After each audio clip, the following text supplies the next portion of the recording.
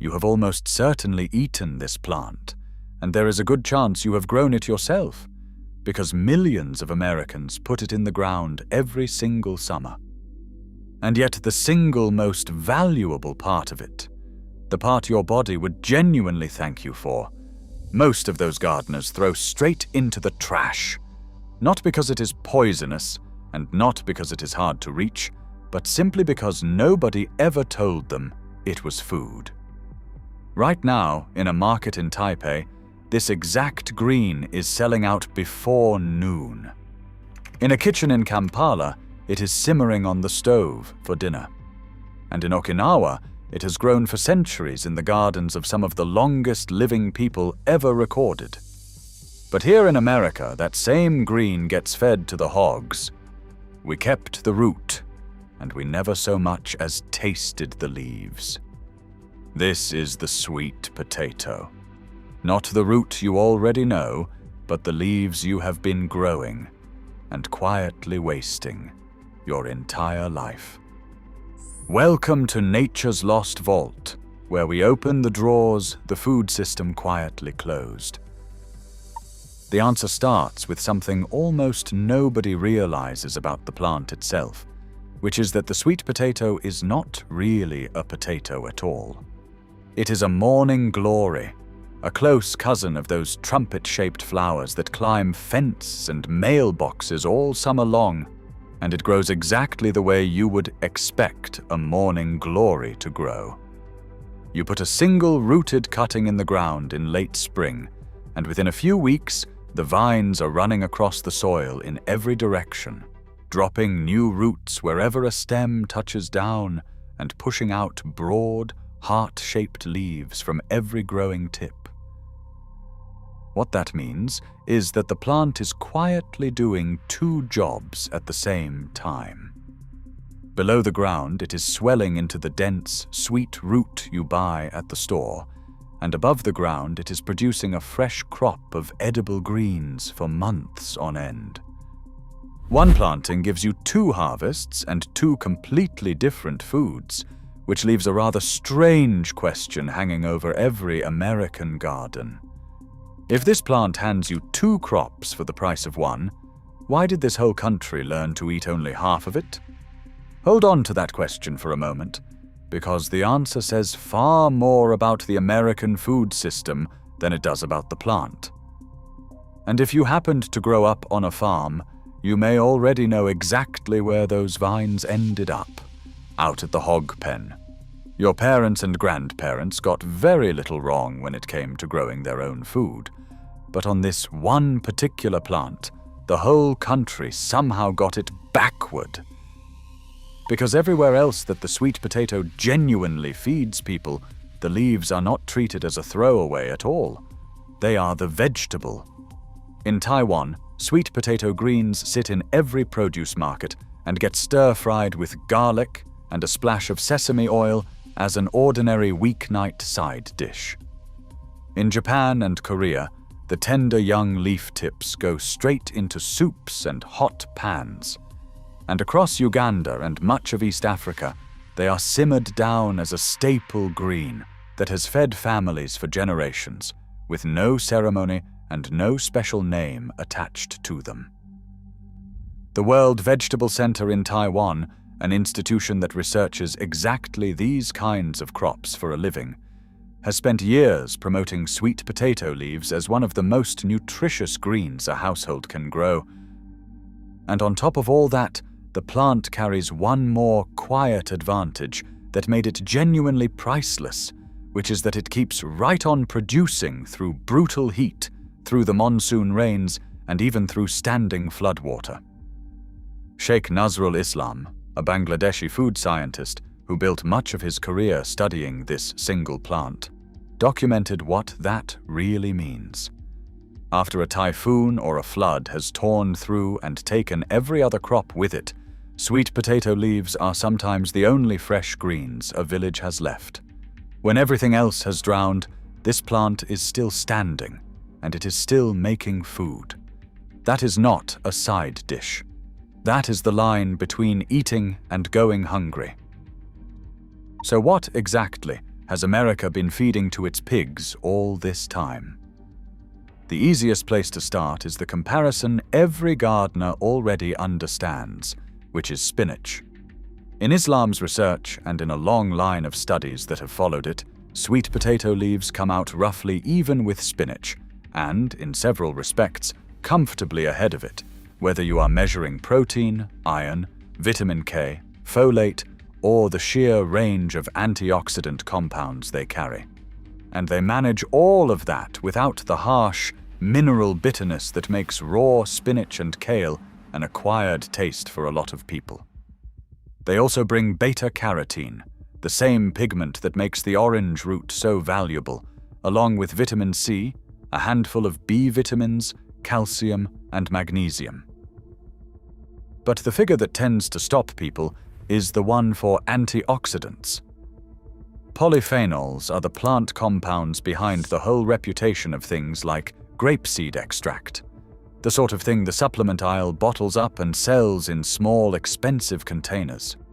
When Chinese food scientists actually measured the polyphenol content of sweet potato leaves, they found it at 7 to 9 times the level found in grape seeds, 7 to 9 times the antioxidant load of a bottled supplement, sitting on a vine in a backyard garden in the middle of July, completely free. And the leaves reach well beyond antioxidants. Chlorogenic acid and the caffeoylquinic acids, both of which are concentrated in the leaf, have shown activity that lowers blood glucose in laboratory research. A clinical study in Taiwan, published in a gastroenterology journal, even found that eating purple sweet potato leaves supported the immune system, including the activity of the body's natural killer cells. None of this is garden folklore or backyard mythology. It has been measured, named, and printed in the scientific literature, and almost none of it ever reached the American kitchen. Which brings us right back to the question we left hanging earlier. If the leaves are genuinely this good, and the plant grows them for free, how on earth did an entire country teach itself to throw them away? And the honest answer is that there is no single villain to point at here. No company hid the leaves from anyone, no agency ever banned them, and no law was ever written against them. What happened is quieter than a ban, and in its own way it was far more thorough. The food system that hardened into place across America after the Second World War was built around a short list of crops that could be shipped long distances, stored for months, and sold at enormous scale. Corn, soybeans, and wheat took the research money, the shelf space, and the cultural spotlight. And the sweet potato root fit neatly into that system because it cures hard. It holds for months in a cool cupboard without any electricity, and it survives a long haul to a distant store. The sweet potato leaf, on the other hand, fits none of it.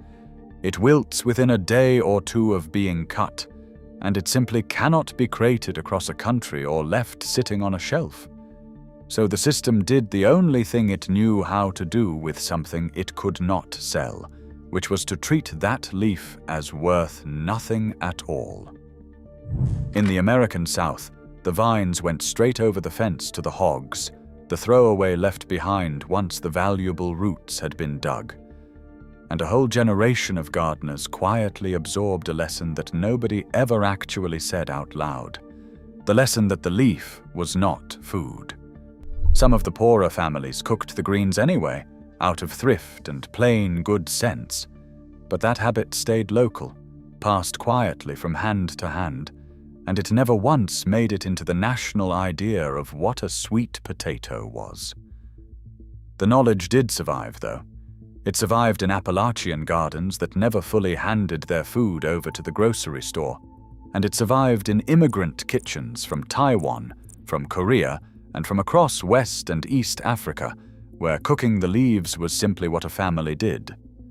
The plant itself kept growing in American backyards the entire time, right where it always had. The only thing that ever really went missing was the knowing.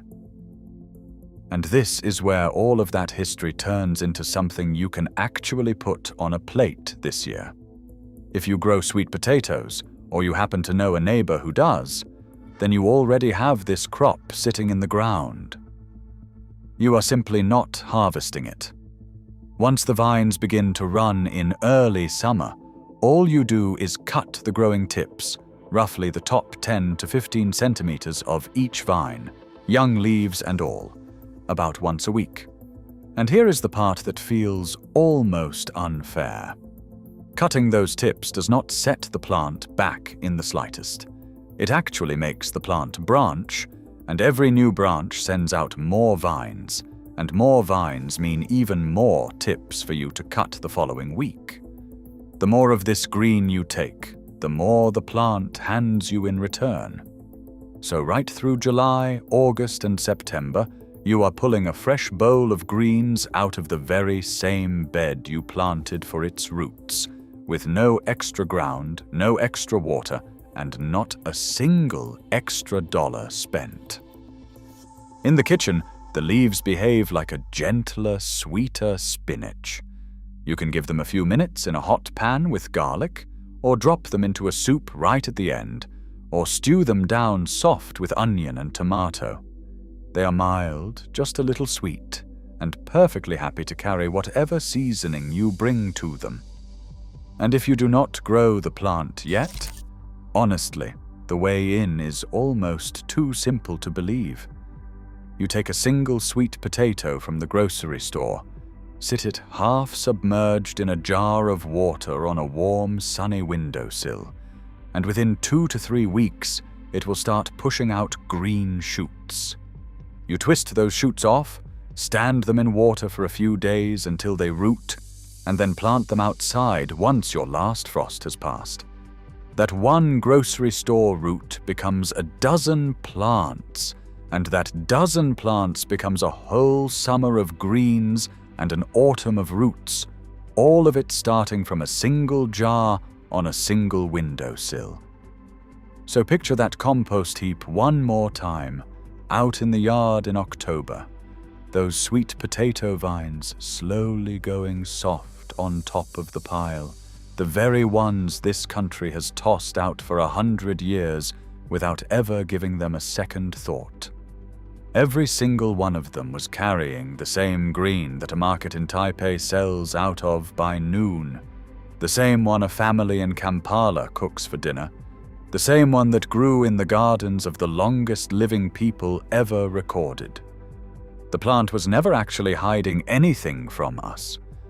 It held those leaves out in the open every summer in millions of backyards to anyone who simply knew enough to reach for them. The only thing that was ever really missing is the knowing. And now you have it. If this vault opened something up for you, subscribe to Nature's Lost Vault. The next vault opens soon.